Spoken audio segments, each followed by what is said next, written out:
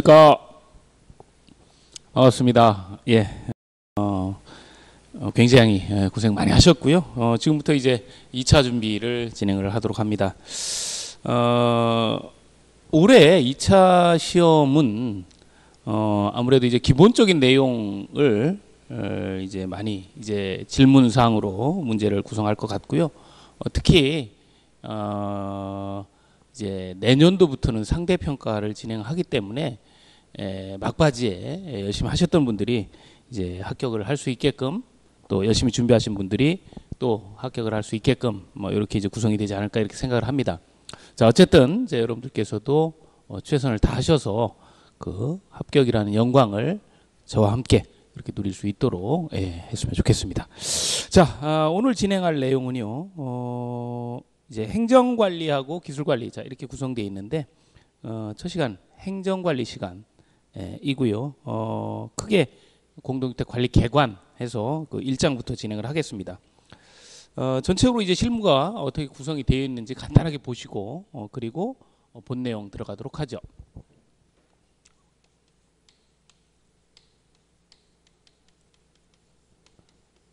말씀드린 것처럼 공동주택 관리 실무는 행정실무하고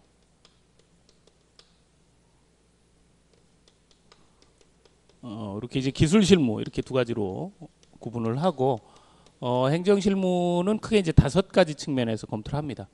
첫 번째, 관리하는 데 있어서 기본적인 도구들, 누가 무엇을 어떻게 관리할 것인지, 이 관리와 관련된 관리 기초, 뭐 관리 개관, 그래서 여기에서는 관리 주체, 또 관리 방법, 또 관리 대상인 주택, 이러한 부분들을 이제 학습하게 되고요. 두 번째로 이제 강론 들어가서 첫 번째 입주자에 대한 세부적인 내용들, 그래서 입주자 대표회의나 또 관리규약 이러한 내용들이 이제 검토가 되죠. 자, 그 다음에 관리사무소, 사무관리, 자 이렇게 이제 표현하고요. 관리사무소의 직원들에 대한 4대 보험이나 또 노무관리, 이러한 측면에서 검토가 됩니다. 자, 그리고 대외 업무, 행위와 관련된 대외 업무, 그 다음에 이제 관리부가 관련된 관리비, 회계 관리, 이렇게 측면으로 구성되어 있는 것이 이제 행정실무 영역이고요. 기술실무는 이제 여러분들 뭐 건축물이나 설비, 시설물 이런 것들이 이제 기능이 시간이 지남에 따라서 노화되니까 이런 것들에 대한 기능 회복을 어떻게 할 것인가에 대한 고민을 하는 부분이 바로 기술실무죠. 우선 기술실무에서도 그 첫 번째, 어떻게 기능이 떨어지는지, 또 여러분들이 어떻게 기능을 회복할 것인지, 이런 이제 총괄적인 측면에서 검토를 합니다.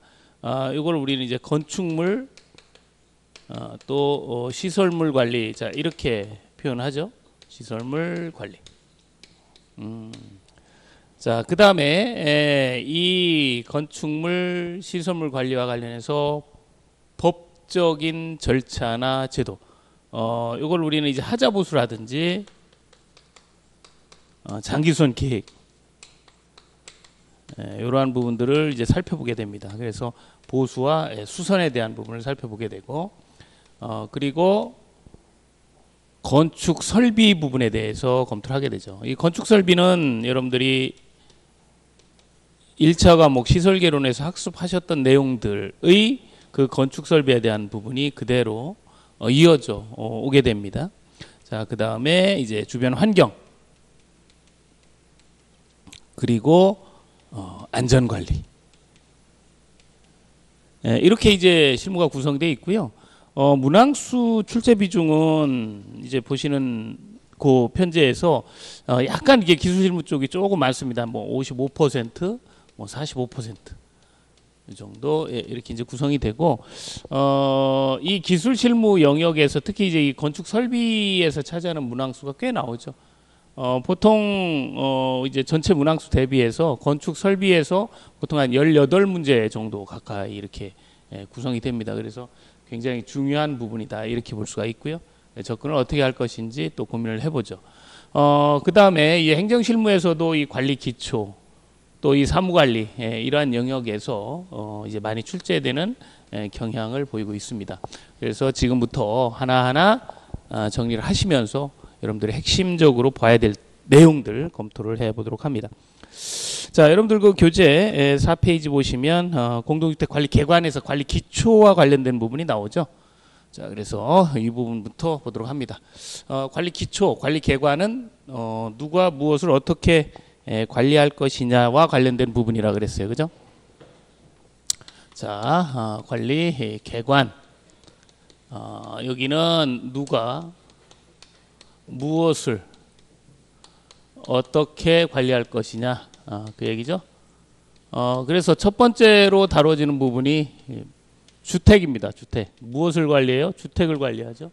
무엇을. 두 번째로 다루는 부분이 어떻게 관리할 것이냐, 관리 방법입니다. 관리 방법. 그리고 세 번째로 누가 관리할 것이냐, 관리의 주체가 되죠. 그래서 이 세 가지의 테마에 대한 고민을 하는 것이 관리 개관이죠. 자, 우선 이제 주택과 관련해서는 주택에 대한 정의, 종류 이런 것들을 이제 정의를 하는 건데요. 주택법에 주택에 대한 정의가 되어 있어요. 주택법이니까 주택에 대한 정의가 되어 있죠. 그리고 그 종류를 나열합니다. 또 건축물이기 때문에 건축법에도 그 정의와 종류를 나열하죠. 그리고 공동주택관리법, 여러분들 이제 주택관리사 모법이죠. 공동주택관리법에도 이 주택의 종류를 나열하고 있다는 거죠. 자, 그래서 이렇게 주택에 대한 요 종류를 여러분들이 구분할 수 있는지 지난해에도 출제가 됐지만 한 문제 정도 구성을 하는 것이다, 이렇게 볼 수 있어요. 기재를 통해서 확인할 거고요. 그 다음에 관리 방법 관련해서 초기에 관리하는 것을 우리 이제 사업 주체 관리 이렇게 얘기합니다. 여러분들께서 법규 공부하셨겠지만 집을 지어서 일반에게 분양한 뭐 LH라든지 아니면 일반 우리 이제 건설업자는 이런 부분을 이제 사업 주체라고 하는데, 이 사업 주체가 직접 관리하는 걸 이제 사업 주체 관리라고 하고요. 일정 기간이 지나면 입주 대표회의에서 자치관리 기구를 구성해서 관리하는 거, 이거 자치관리라 그래요. 또 전문적으로 관리하는 주택관리업자를 선정해서 관리하는 거, 이게 이제 위탁관리라 그러죠. 그래서 이 관리별 특징을 알아보는 부분이 이제 관리 방법에서 진행이 됩니다. 자, 이렇게 이제 관리를 하게 되면 관리를 하는 자가 있죠. 누가? 그 자를 우리 이제 관리 주체라고 하고요. 요 관리 주체가 실제 이제 관리사무소에서 관리사무소의 대표자인 이 관리사무소장과의 관계. 그리고 뭐 여러분 잘 아시는 것처럼 이 관리사무소장은 일정 규모 이상이면 주택 관리사를 채용을 해야 되잖아요. 물론 이제 500세 미만은 보호를 사회 가름해서 채용을 할 수 있습니다. 그래서 이 관계, 이런 사람들은 이제 어떤 일을 하는지, 업무, 또 관리사무소장의 배치 신고나 또 관리사무소장의 손해배상, 배상과 관련된 부분들, 또 이 주택관리사의 이 자격 제도와 관련해서 특히 이제 주택관리사의 행정처분 관련된 부분이 이제 많이 나오고 있죠. 그래서 이러한 부분까지도 검토가 돼야 됩니다. 그래서 이제 요 부분이 이제 관리 개관 쪽에서 다뤄지는 부분이다. 자, 여러분들 그 교재 4페이지 보시면 주택 해놓고 건축법령상 주택이 먼저 나오게 되죠. 그래서 여기 이제 건축법령상 주택을 먼저 보시면 법령상 주택이 돼 있고, 주택은 이렇게 이제 단독주택하고 공동주택하고 외형적으로 구분합니다. 그죠? 이렇게 이제 구분하고, 그 단독주택의 종류는 다시 또 네 가지로 얘기하죠. 단독주택에는 단독주택, 다중주택, 다가구주택, 그리고 공간, 이렇게 이제 구분하고요. 공동주택도 네 가지로 구분합니다. 그죠? 아파트, 그죠? 아파트, 그 다음에 연립주택, 그리고 다세대 주택.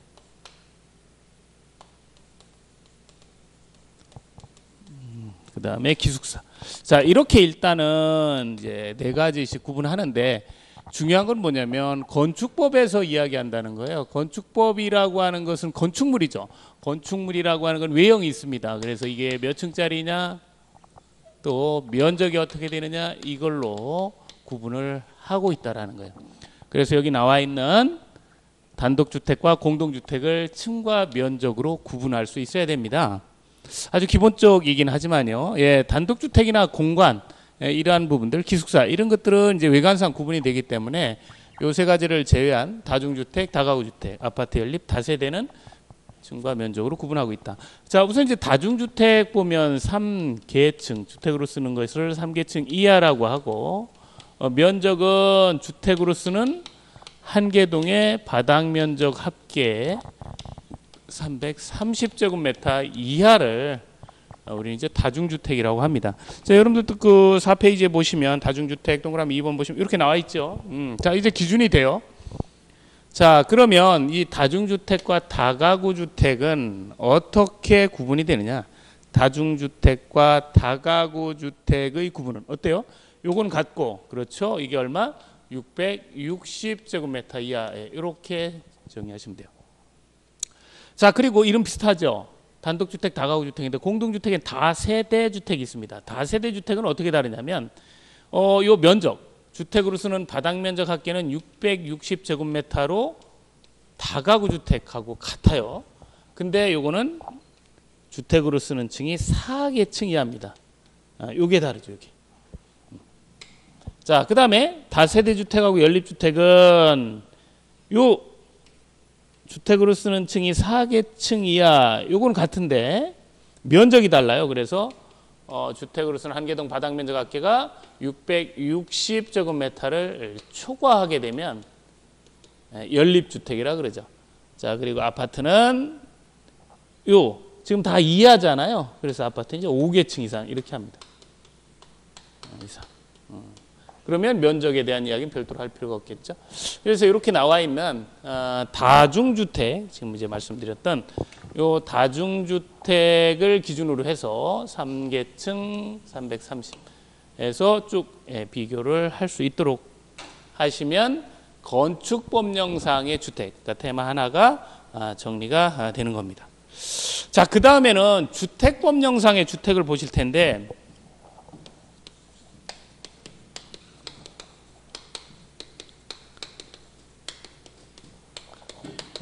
주택법령상 주택은 우선 이제 정의를 내릴 수 있어야 돼. 주택이 뭐냐?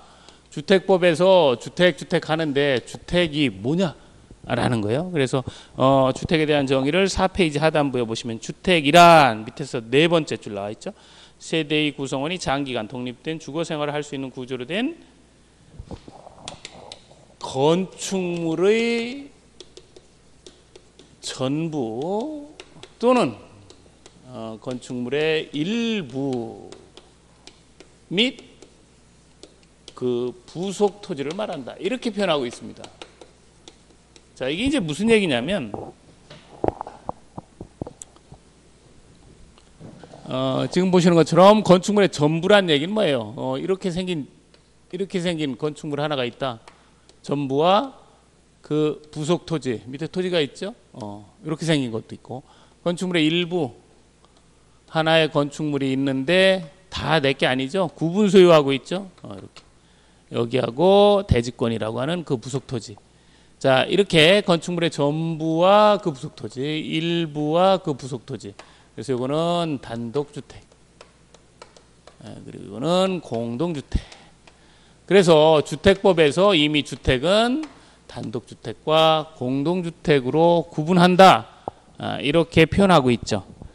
자, 그래서 일단 정의를 보셨고요. 자, 그 다음에 두 번째 용어의 정의가 있습니다. 용어의 정의. 그 용어의 정의에서 이제 주택의 종류, 분류를 얘기하는데 이 분류 형태를 보시면 첫 번째 이런 주택과 관련해서 단독주택과 공동주택이 있다. 이렇게 이야기하고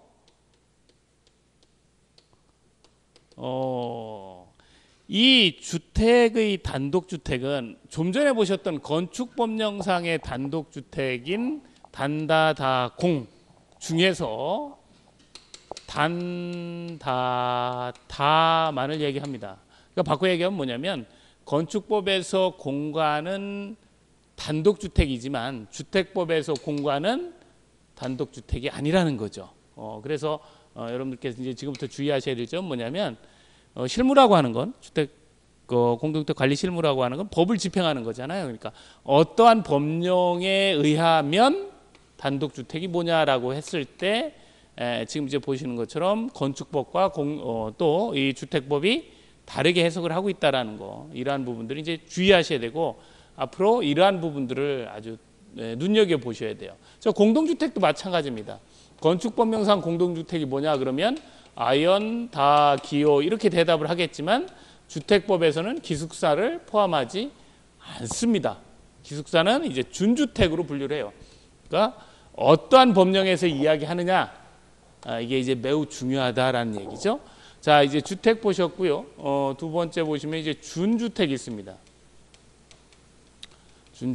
준주택은 주택 외 건축물이에요. 지금 이제 보시는 것처럼 주택이라고 하는 거는 전불부 및 그 부속 토지 형태로 주택은 이루어지는데 이 준주택은 이런 모양이 아니라는 거예요. 이런 형태가 아니라는 거죠. 아니고 그럼 이제 그런 것들이 어떤 것들이 있느냐, 이런 데 사람이 사는 게 어떤 것들이 있느냐, 다중 생활시설,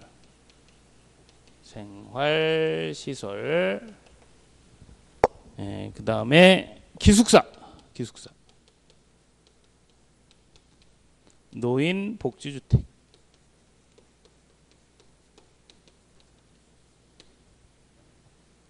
오피스텔 이런 것들이에요. 그래서 이 준주택의 종류는 다생, 기, 노, 오 이렇게 다생기노 이렇게 표현합니다. 그래서 이 준주택에서의 기숙사는 건축법에선 공동주택이지만 주택법에선 준주택이다. 이렇게 이제 다르다라는 것을 이해할 수 있어야 됩니다. 자, 이렇게 이제 주택과 준주택 보셨고요. 이것 이외에도 이제 5페이지 보시면 이제 국민주택부터 용어가 쭉 되어 있는데 교재를 통해서 확인을 해 보도록 합니다. 자, 네 번째 보시면 국민주택이 있어요. 국민주택은 국민주택 규모 이하입니다.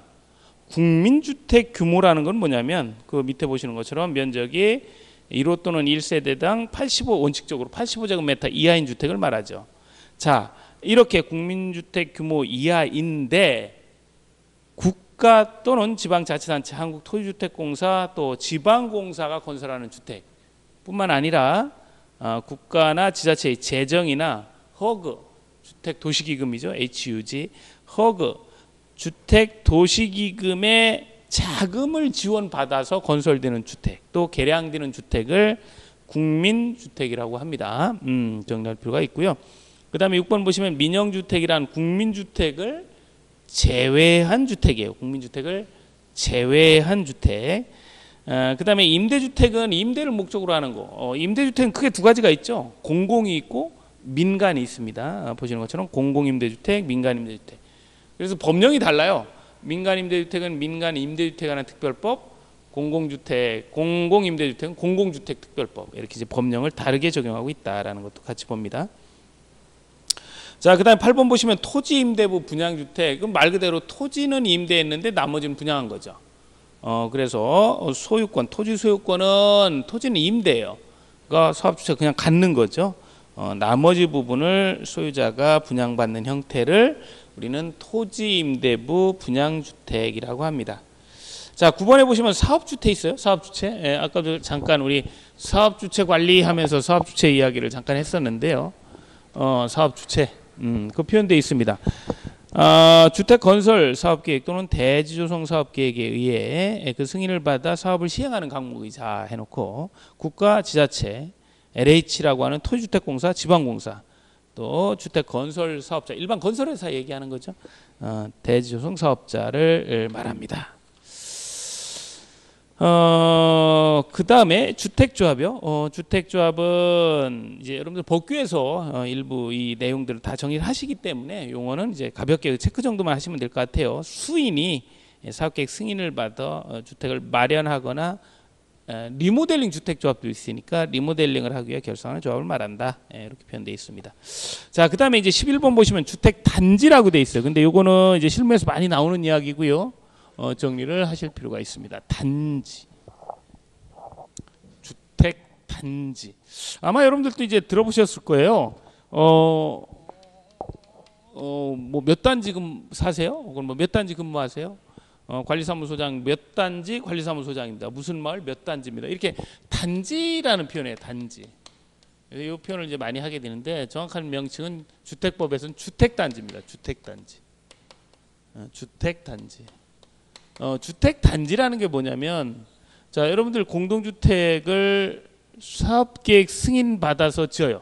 사업계획 승인을 받을 때 사업계획 승인 대상은 30세대 이상입니다. 법규에서 이제 학습을 하셨는데, 자, 이렇게 30세대 이상 집단적으로 집을 지을 때, 왜 1000세대를 지을 수도 있고, 뭐 500세대를 지을 수도 있겠죠. 이렇게 주택을 지을 때 공동주택만 딸랑 지어 놓으면 기반이 없잖아요. 그죠? 그럼 어떻게 해야 돼? 도로도 만들어야 되고, 여기에 상가도 만들어야 되고, 여기 경비실도 만들어야 되고, 여기 관리사무소도 만들어야 되고, 어린 놀이터도 있어야 되고, 경로당도 있어야 되고, 뭐 집회소도 있어야 되고, 이런 공간들이 필요하잖아요. 이런 것들. 경비실은 뭐 가령 이제 부대시설, 뭐 상가 이런 것들은 이제 복리시설 이렇게 부르는데, 이렇게 주택을 지을 때 이렇게 공동주택만 짓는 것이 아니라 부대, 복리시설을 어떻게, 그렇죠, 함께 짓습니다. 이거를 우리는 주택단지 이렇게 부르는 거야. 이렇게 주택단지. 자, 6페이지요. 11번 보시면 주택단지란 주택건설 사업계획 또는 대지조성 사업계획의 승인을 받아 주택과 그 부대시설 및 주택과 그 부대시설 및 복리시설을 건설하거나 조성하는데 일단의 토지를 말한다. 이렇게 표현하고 있습니다. 그래서 이제 우리 이제 관리적인 측면에서 보면 이걸 이제 하나의 관리의 포인트다 이렇게 보시면 돼요. 이 주택단지 하나가 관리 대상이다. 실무적으로 이렇게 볼 수가 있습니다. 그러니까 바꿔 얘기해서 이 옆에 철도가 있다. 철도가 있을 수 있죠. 철도 있는데 여기도 조그만 게 있다. 그럼 이거 하나의 단지로 볼 수 있느냐? 볼 수 없다는 거죠. 왜요? 그 구분점이 있습니다. 6페이지에 보시는 것처럼 철도, 고속도로, 자동차 전용도로 이런 걸로 구획돼 있으면 별개의 주택단지로 보니까. 그러면 그 이제 구획하는 거, 이렇게 철도처럼 구획하는 게 뭐가 있느냐? 철도, 고속도로, 자동차 전용도로, 그리고 20m 이상의 일반도로, 폭 8m 이상의 도시계획 예정도로가 있습니다. 그래서 이렇게 돼 있으면 별개의 주택단지로 본다는 거죠. 철고자 28. 철고자 28. 자, 그 다음에 12번 보시면 부대시설 있어요. 부대시설은 이렇게 기억하시면 돼요. 11. 이게 뭐냐면 일반인이 일반적인 목적으로 이용하는 걸 얘기를 합니다. 대표적인 것이 도로, 경비실, 관리사무소 이런 것들은 일반인이 그렇죠? 그냥 일반적인 목적으로 이용을 하는 거죠. 복리시설은 특정인이 특별한 목적으로 상가를 이용하는 사람이 물건을 사기 위해서 뭐 이런 이제 특정한 목적으로 하는 거예요. 그죠? 이런 걸로 이제 복리시설 이렇게 얘기합니다. 경로당 특정인이 나이가 어느 정도 있으신 분이, 어린 놀이터 특정인이 나이가 어린 아이들이 뭐 이런 거죠. 이런 것도 이제 복리시설로 구분합니다. 자, 이렇게 볼 수가 있어요. 14번 기반시설, 기간시설, 간선시설 이 내용은 뭐 읽어 보시면 될 것 같고요. 그 다음에 17번에 공구라고 있어요. 이 공구 이야기도 잘 나옵니다. 공구. 우리가 이제 공구 이렇게 이제 부르는데 이 공구는 아마 뭐 지하철 공사를 한다든지 할 때 뭐 1공구, 2공구 이렇게 이제 표현을 해요. 맞습니다. 아파트 단지도 사업계획 승인을 받아요. 30세대 이상 사업계획 승인을 받는데 이 사업계획 승인을 몇 세대를 받았냐면 3000세대를 받았어요. 왜?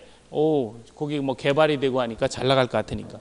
여기 3000세대를 지으려고 딱 보니까 뭐 예를 들면 거기 신도시 계획이 있었는데 혹은 뭐 공장이 큰 공장에 이전할 계획이 있었는데 뭐 노조 반대로 못 오게 된 거죠. 그럼 이제 3,000세대가 분양이 안 되잖아요. 이거 다 지으면 이제 망하죠. 그러니까 이렇게 구분해서 착공하고 그리고 다 짓고 나서 이렇게 사용 검사를 받게끔 하는, 그러니까 구분해서 할 수 있는 거죠. 구분. 다시 표현하면 이제 별도로 이렇게 착공 신고나 사용 검사를 받을 수 있는 존. 뭐 예를 들면 먼저 1,500세대 하고 뭐 나중에 1,500세대 한다든지 이런 식으로 이렇게 할 수 있는, 이렇게 지을 수 있는 곳을 공구라고 합니다. 공구. 그래서 여기 이제 보시는 것처럼 공구란 하나의 주택단지는 3,000세대 하나짜리였죠, 그죠? 하나짜리를 기준에 따라 둘 이상으로 구분한 일단의 구역으로 착공 신고 및 사용 검사를 별도로 수행할 수 있는 구역이다. 이렇게 구분 정의를 하고 있습니다. 자, 그래요. 그래서 이렇게 구분을 할 때는 이제 눈에 보이게끔 해야 되니까 7페이지에서 보시는 것처럼 뭐 단지 안에 도로나 또 지상 주차장, 또 녹지 뭐 이런 거 또 구분을 합니다. 요 최소 단위는 다 300세대 이상으로 이렇게 하도록 하고 있습니다. 자, 이렇게 해서 정리를 해봤어요. 자, 그 다음에 정의가 계속 나오고 있고요. 예,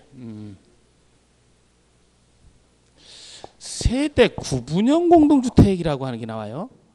세대 구분형 공동주택.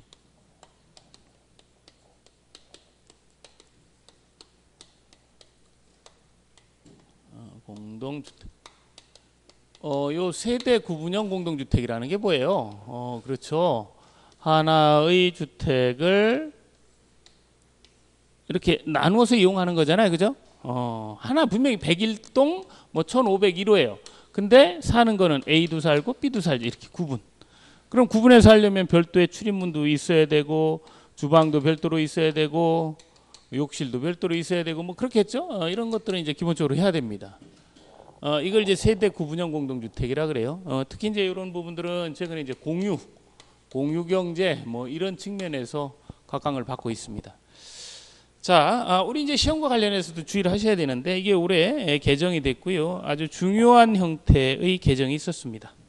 이 세대 구분형 공동주택이 예전에는 그냥 사업계획 승인 받을 때 사업계획 승인을 받을 때 처음부터 아예 101동 뭐 요 라인은 다 이렇게 구분형으로 짓는다. 이렇게 이제 그 사업계획 승인을 받을 때 이렇게 세대 구분형 공동주택을 정리를 했었어요. 근데 이제 최근에는 그냥 이게 없던 것을 1,501호를 나누어서 쓸 수 있게끔 이제 우리는 이거를 행위허가 이런 식으로 부르거든요. 행위허가 등.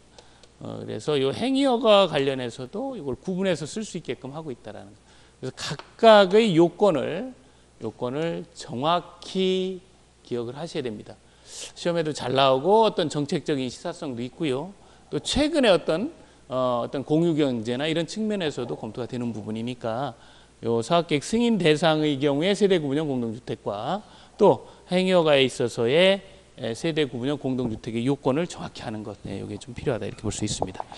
자, 거기 이제 7페이지 보시면 자 18번 세대 구분형 공동주택이란 내부 공간의 일부를 세대별로 구분하여 생활이 가능하다, 그죠? 자, 이렇게 되어 있고 그렇다고 해서 이 A나 B가 서로 여기에 구분 소유권을 갖는 건 아니에요. 1501호 소유자가 구분 소유권을 하나로 갖는 거죠. 그죠?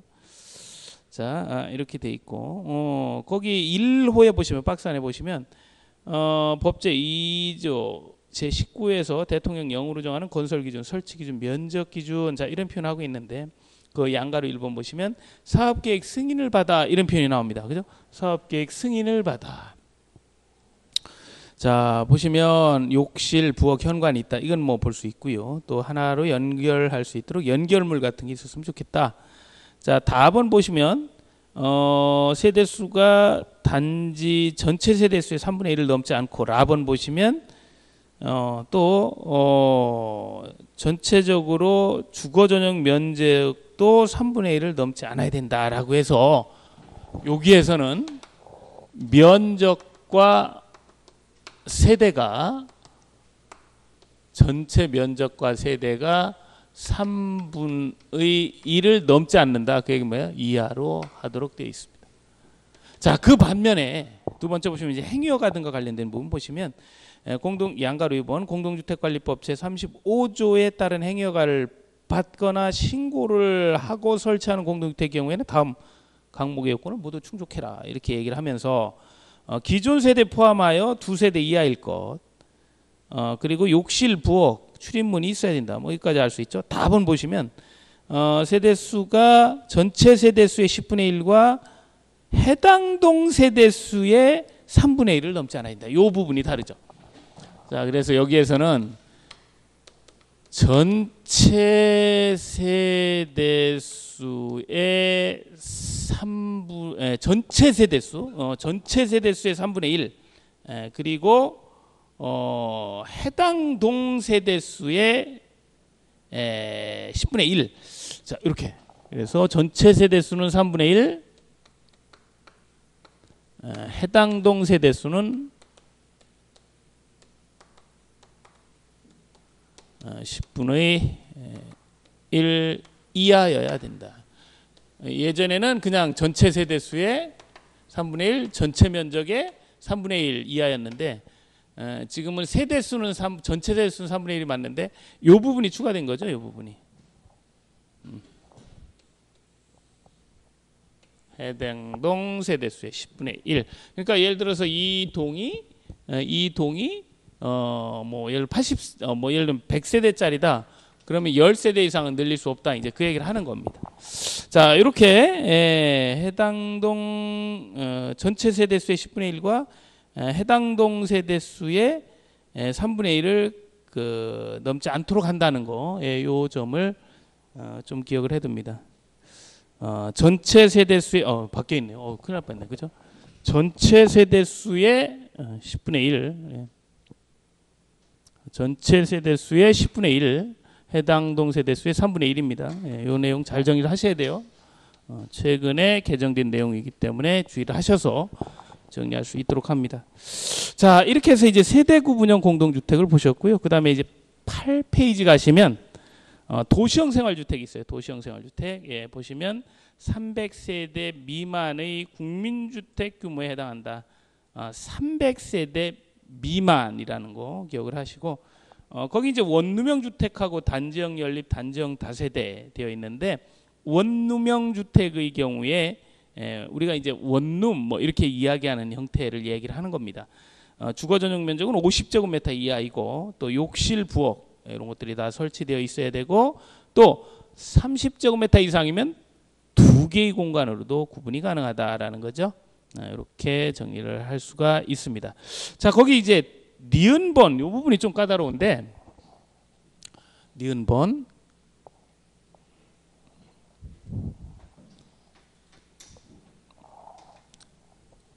자, 도시형 생활주택에 있어서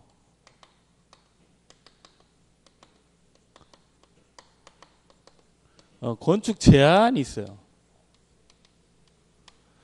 거기 보시면 박스 안에 원룸형 주택과 주거 전용 면적 85제곱미터 초과하는 주택 한 세대를 함께 건축하는 경우나, 또 두 번째 보시면 준주거 지역 또는 상업 지역에서는 원룸형 주택과 도시형 생활주택 2A 주택을 함께 건축하는 경우는 예외로 하고, 하나의 건축물에는 도시형 생활주택과 그 밖의 주택을 함께 건축할 수 없다. 근데 내용이 되게 복잡할 수밖에 없는데, 그건 이렇게 정리해서 머리 글자로 암기를 합니다.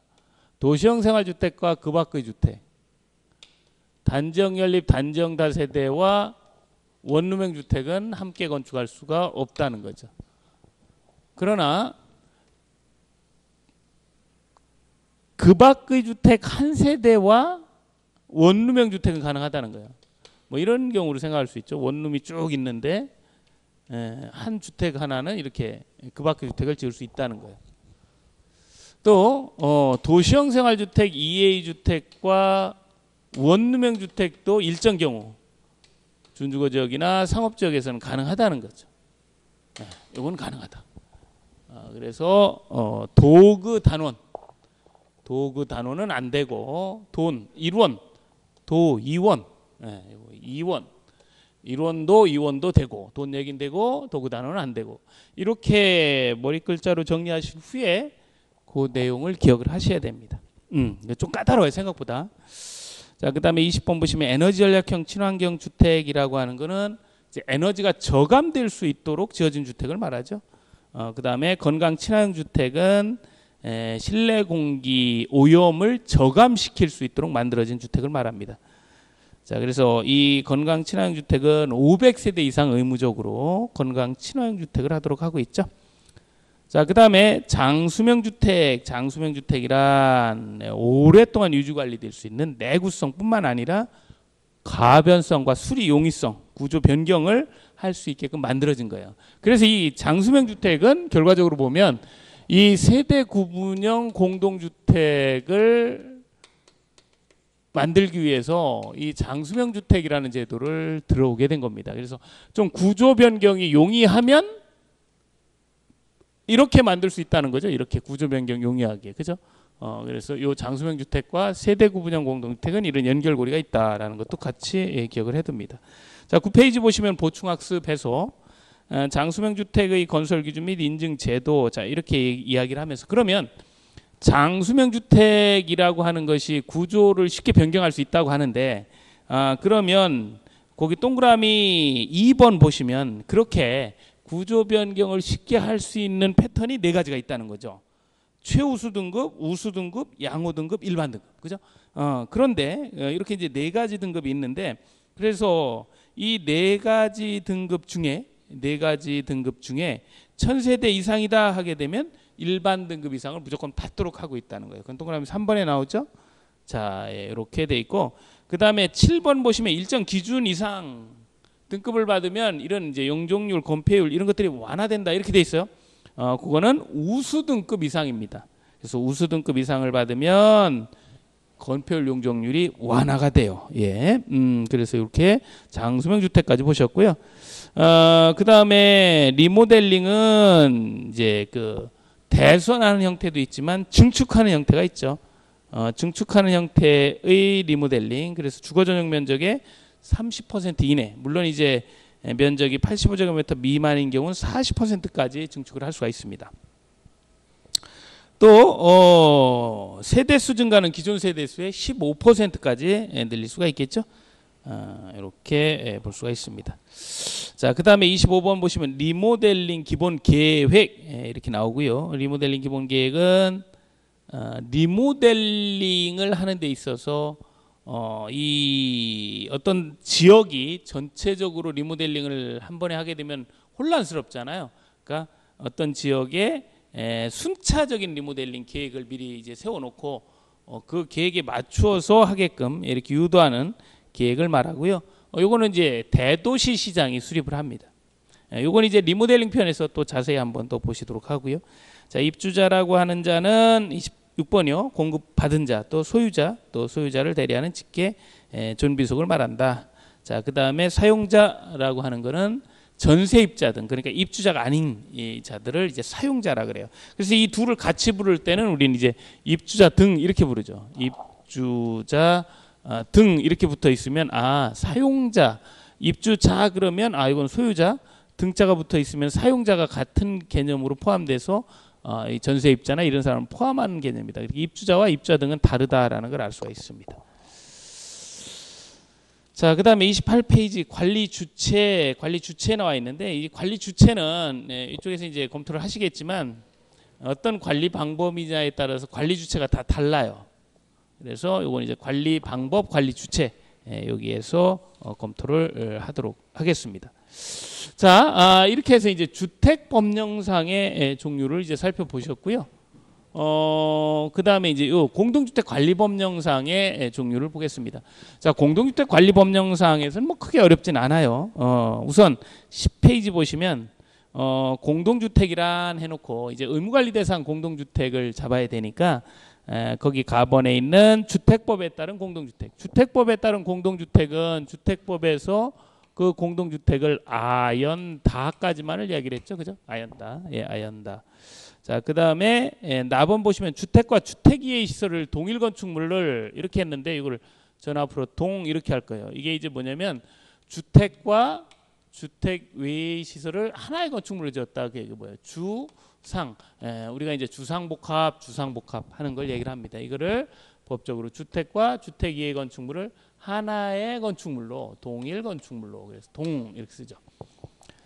그 다음에 부대 복리시설, 복리시설 이런 것들을 이제 공동주택관리법령상 공동주택이라고 하고, 이런 것들이 있는 일정 규모 이상을 우리는 의무관리 대상이라고 이렇게 명명하고, 여기에는 주택관리사가 의무적으로 채용이 돼야 됩니다.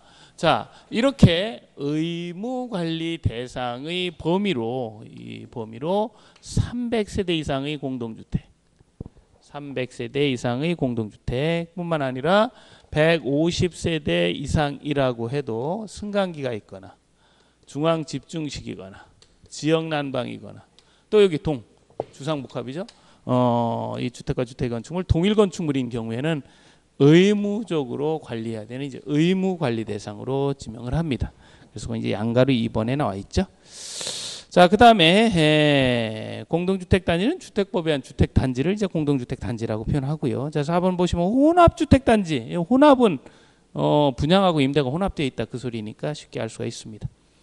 자, 그다음에 입주자는 뭐 앞에서 보신 것처럼 소유권을 가지고 있는 자를 입주자라고 하고, 사용자는 소유권을 가지고 있는 자, 이해이자인데 거주하는 자, 뭐 임차하는 자, 전세입자 이런 자를 얘기를 하죠. 둘을 합쳐서 입주자, 사용자 합쳐서 입주자 등이라고 한다. 그 다음에 보시면 이제 입주자 대표회의, 관리 규약, 뭐 관리 주체, 주택관리사 뭐 이렇게 쭉 나오는데, 이 부분은 우리 이제 이쪽 관리 방법으로 넘어가면서 이쪽에서 이제 용어 지정과 함께 진행을 하도록 하겠습니다. 자, 이렇게 해서 이제 관리 개관과 관련해서 일단 이렇게 이제 건축법이나 주택법, 공동주택관리법에서 이 주택을 어떻게 표현하고 있고 어떤 종류가 있는지 위주로 이제 살펴보셨고요. 자, 그러면 이 주택을 관리를 해야 돼요. 어떻게 관리할 거예요? 그렇죠. 관리 방법. 그래서 다음 시간에는 이 관리 방법을 가지고 여러분들 찾아뵙도록 하겠습니다. 수고하셨습니다.